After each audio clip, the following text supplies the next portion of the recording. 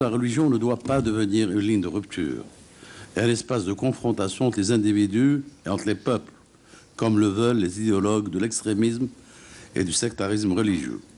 La pratique de la foi est une forme importante d'expression de la liberté individuelle. Elle doit le rester.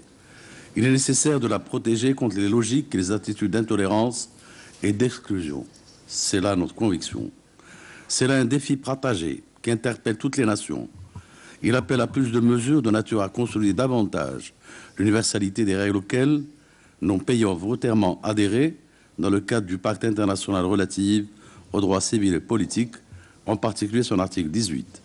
Cette disposition a une portée fondamentale que l'Algérie a pleinement intégrée dans son ordre constitutionnel et législatif par plusieurs raisons, dont je n'évoquerai, faute de temps, que quelques-unes seulement.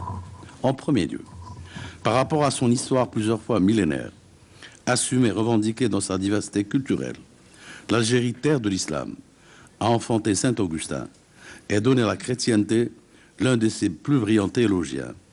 Mon pays a tenu à l'initiative du président de la République, M. Blaise Bouteflika, à honorer sa mémoire en organisant en 2001 à Annaba, près de sa ville natale, Tagast, aujourd'hui Soukharas, un imposant symposium international sur l'œuvre et la contribution de Saint-Augustin à l'enrichissement de la pensée à la foi chrétienne.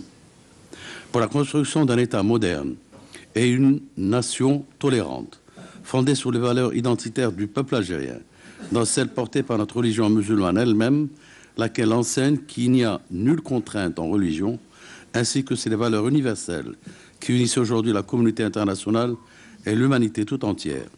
Cette préoccupation a été affirmée déjà par l'appel du 1er novembre 1954, lequel avait établi comme objectif de la lutte de libération nationale la création d'un État démocratique et social fondé notamment sur le respect de toutes les vérités fondamentales sans distinction de race ou de confession.